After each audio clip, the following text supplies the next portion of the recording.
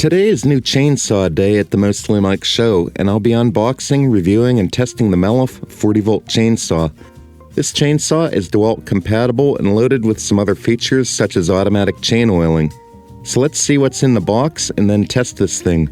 Please remember to click on the thumbs up if you like this review, and double click the thumbs down if you don't. But first, I didn't pay for this saw. Mellif sent it to me to make this review video. I've been turning down a lot of these saws lately, but this one kinda stood out for various reasons, so I accepted. Which brings us here. So we're going to be getting to know the Mellif Chainsaw intimately, but not in a way that you're probably thinking. In the box, there's a manual, 2 4-amp-hour batteries, and the batteries appear to come shipped 3/4 charged. I suppose at no extra charge to you. I like the animated charge indicator. It provides a microsecond of entertainment for those who are easily amused, like me. There's a charger of the docking type. My most loyal subscribers know what a fan I am of docking chargers. To me, chargers not of the docking variety seem to get lost or mixed up with other chargers, but not this one. It even sports the Mellif logo that we all know and love so much. There's a 12-inch chain and a 14-inch chain, a pair of form-fitting gardening and chainsaw operating gloves, an intriguing mystery parts packet looking to contain 6 short self-threading screws, and a budget-quality No. 1 Phillips screwdriver with a black plastic handle. There's the saw body itself, sporting a color scheme that I'll describe as DeWalt meets Park Tool. I just couldn't resist seeing what's under the hood, and was pleasantly surprised that no tools are required to remove the cover or to remove the bar and adjust the chain tension, but we'll get into that in a bit. There's a handguard looking piece seemingly colored in Park Tool blue, and lastly, in the box there's a 14-inch bar and a 12-inch bar. In the book under How to Assemble a Chainsaw, they direct us to install the top handle and the handguard, but the top handle on mine was already installed, so the only assembly aside from putting the bar and chain on is to install the handguard using 2 of the 6 screws.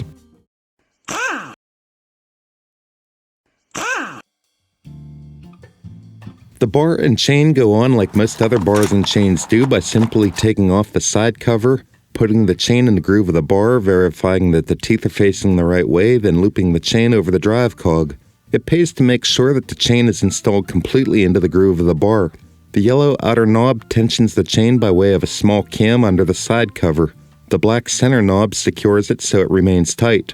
There should be about an 1/8 inch of slack when you tug down on the chain when properly tensioned. Many chainsaws claim to have bigger bars than they actually do, and I guess it comes down to where you measure it from. In these parts, we measure the bar from the base. The Mellif Chainsaw's usable bar length on a 12-inch bar is about 11 1/4 inches or 28.5 centimeters from the base. The 14-inch bar from the base measures about 13 7/8 or just over 35 centimeters. To me, this measurement is just trivial, and a looser chain could add to this length by making the bar stick out further. As for the weight, the Mellif 40-volt chainsaw, full of oil and with the 14-inch bar, both batteries installed, and with a full charge, weighs 8 pounds 11 ounces, which is just under 4 kilograms for the metric crowd. The bar oil fill cap is located on top of the saw. I searched the manual far and wide, and there were no specs as to what oil to use. I generally use this Sten's or Steel brand bar oil. Filling the bar oil was a little bit tight, but not impossible with the spacing between the handguard and the top bar. Easy. Oh! Okay. There's a sight gauge for the bar oil located on the driver's side of the saw. Here, I'm doing what I call the cardboard test for automatic chain oiling. I'm just going to run this over the cardboard, and we should see some little sling marks from the oil if the chain lubrication is working properly. And that's good. It's only giving it a little bit, but on each cut you're going to get enough to keep the chains lubricated in the bar. And this automatic chain oiler works pretty well. Let me explain how this works. This is a future Mostly Mike coming back. I messed up filming the original for how this bar and chain actually gets lubricated, so I'm going to show you right now. We want to take this black wing nut off.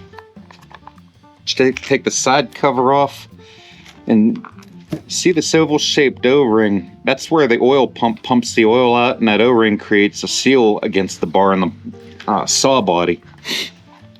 So if you look at the other side of the bar, see that little hole right there? My advice to you is keep your holes clean, all right? Let's take the chain off of here, and that hole is how the oil gets into the groove to oil the bar, oil the chain, and it keeps the chain flowing smoothly, and it helps save your battery life by creating less drag on the chain. Now, just take a putty knife, and if you drag it along the groove of this bar, you can see all kinds of stuff comes out of there. That all creates drag, but especially around that hole area, you can kind of see that it helps you clean that hole out. So we have this little button here located on the side of the handle, and that trigger cannot be pulled unless you push that button with your thumb. It's a safety device to keep the saw from accidentally getting turned on. And this is me from the future testing the battery charger with completely dead batteries after testing the saw to its limits. I'm using the old analog clock set to 12 under time-lapse method that we're all so familiar with. And I was pleasantly surprised that it only took about an hour and 10 minutes to completely charge the battery. But there are 2 batteries and 1 charger. If you don't own one of these or don't even know what it is, this is an Oregon brand bar grease gun. See this tiny hole by the axle at the end of the bar? This gun injects the proper grease into that hole to lube that cog gear at the tip of the bar. This grease keeps debris out and can save battery life by reducing drag. I'll put this in my Amazon store and my affiliate link in the description. If you'd like to buy me a coffee, you can do that for free by clicking the link before any order. Well, that's it for assembly and features. Let's take this saw out on one of my trails and see how many cuts we can get on a single charge. Okay, so I went out on my trails, and this is the only thing that I found that was laying across the trail. And it's not too bad for testing this, but as you can see, this is a dried maple. And I'm just going to make cuts until it dies. And I'm going to do it like you would do with a normal pruning job. And we're looking at about 8 inches. Just a big branch that fell. Yeah, we're roughly 8 inches in width, and I don't know, it's blocking my trail.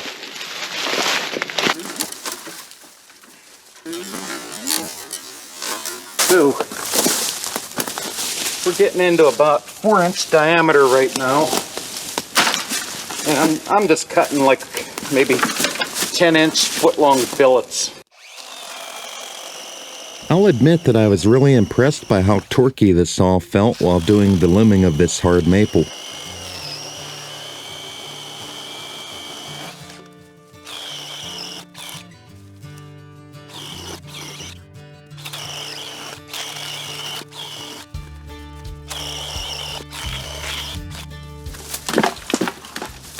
We're going to keep going till the saw dies.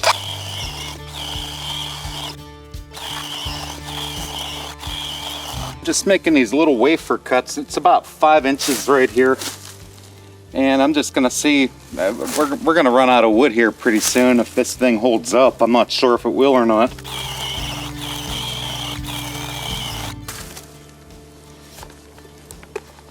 Chain needs tensioned a little bit.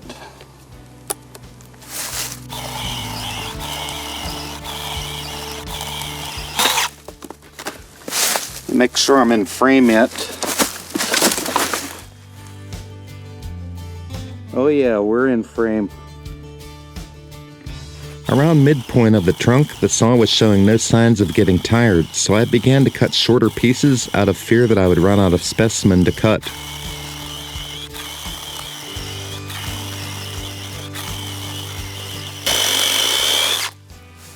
Wow, not doing too bad.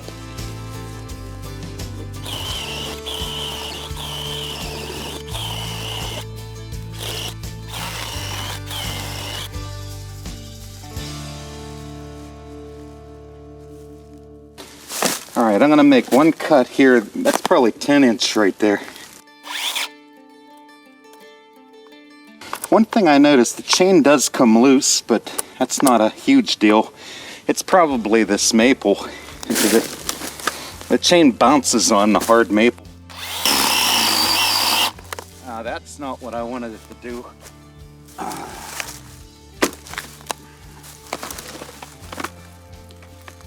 It's trying to go down the hill.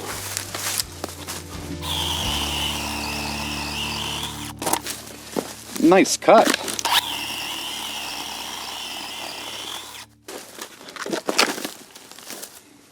Probably 8 inches or so.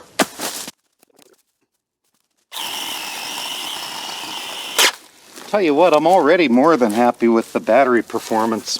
It's not really getting hot either. I'm kind of liking the dual battery idea.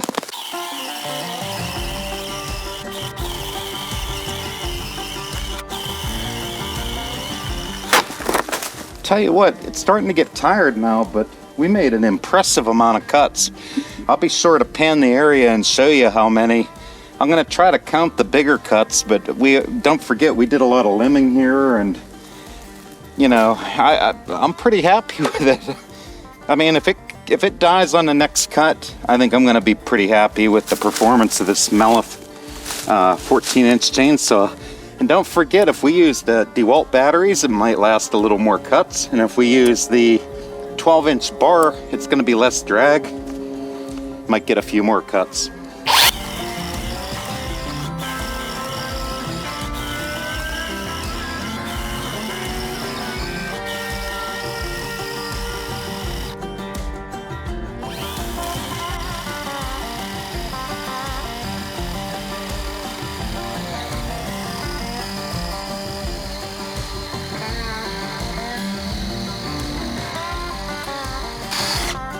She's starting to die.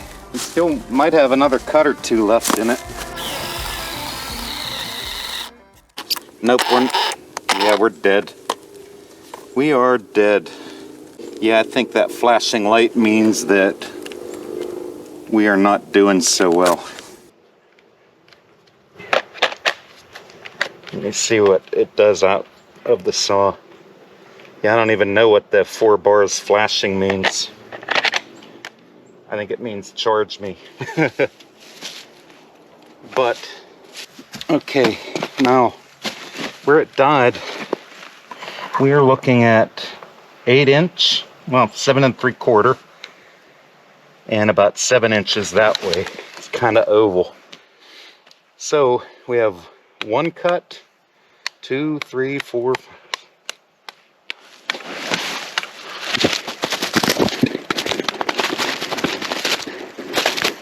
Okay, it looks like we got 51 cuts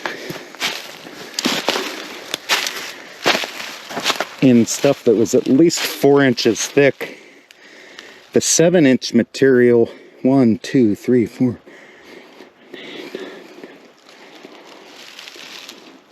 We got 13 cuts in the super thick stuff, and we had a total of 50.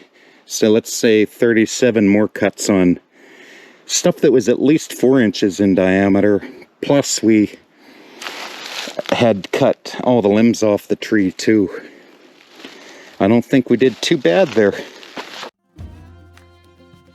So I wasn't originally going to test the 12-inch bar with this saw, and I decided to test the 12-inch bar with this saw. And we have this hard maple log that I ripped out of my yard. This tree had leaves on it when I pulled it out just a couple days ago. So we got 5 inches here at the end, and then we're at about 7 inches where it meets the tripod. I'm just going to cut wafers off until the battery goes dead. So the first couple cuts I'm going to do in real time, just to give you an idea how fast it'll go through this 4-inch material. And periodically I'll show you a real-time cut as we move closer to... See what I mean about this thing ripping?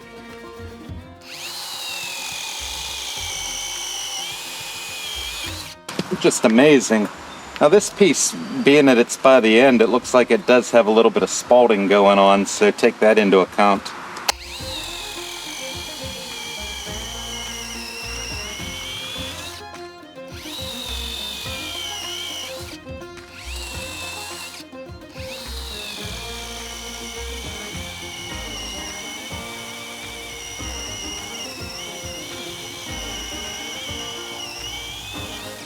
Now I'll start cutting wafers from here. And this measurement is 7 inches this way and about 6.5 that way.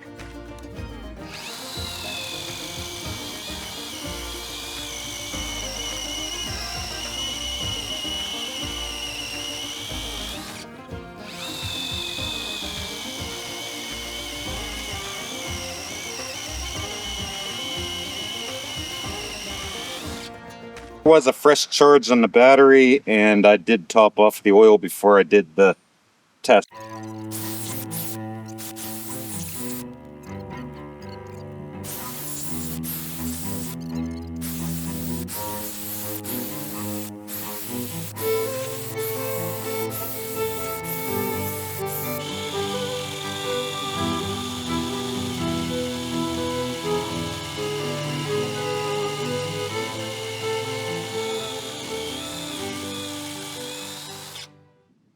Well, I'm out of wood here. I'm gonna have to improvise something. Let me try to get another bite on the end here.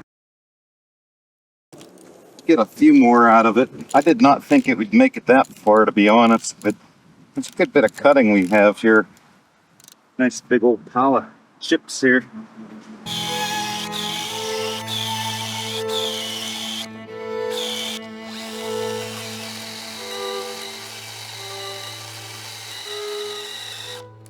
Yeah, we're not going to get that last one. Tell you what, though, it didn't do bad. Let me count the pieces up and see how we did. All right. Get everything counted. 10, 20, 30, 40, 50. 1, 2, 3, 4, 5, 6, 7, 8. 58 cuts. I would call it a pretty good value considering its price. Oh, here's another one. 59, we'll say 60. 60 cuts, 2 batteries, 12-inch bar. And our final cut was about 7.5. That's counting the bark by 7 that way. Kind of has me stumped. Here's some things that I thought really stood out on the Mellif 40-volt chainsaw. I like the toolless bar removal and chain tensioning. The motor is very torquey and fast cutting. The saw felt very well balanced as well as pretty lightweight at just over 8 pounds at its heaviest configuration. Battery life seemed really good, and charging time of 1 hour and 10 minutes is excellent. DeWalt compatibility is awesome, making it a great addition to your collection if you use a lot of DeWalt stuff like I do. The Mellif batteries work well in DeWalt tools and vice versa. Having 2 bar sizes is pretty nice too. As for things I dislike about the Mellif chainsaw, some of them are just petty, but a lack of a scabbard is kind of a big one. They can be purchased pretty cheap online or at your local hardware store, and they do protect whatever the chain might come in contact with, including your digits at times. Another one is that although this saw is DeWalt compatible, the Mellif batteries will not charge in a DeWalt charger. I tried the DeWalt multi-battery fast charger and the DeWalt single battery regular charger, and no dice. I guess that a charger capable of doing both batteries simultaneous would be nice too, but that would likely make the saw cost considerably more.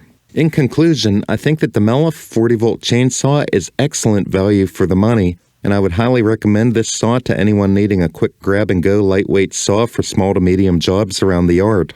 I would like to thank Mellif for sending me this saw and making this video possible.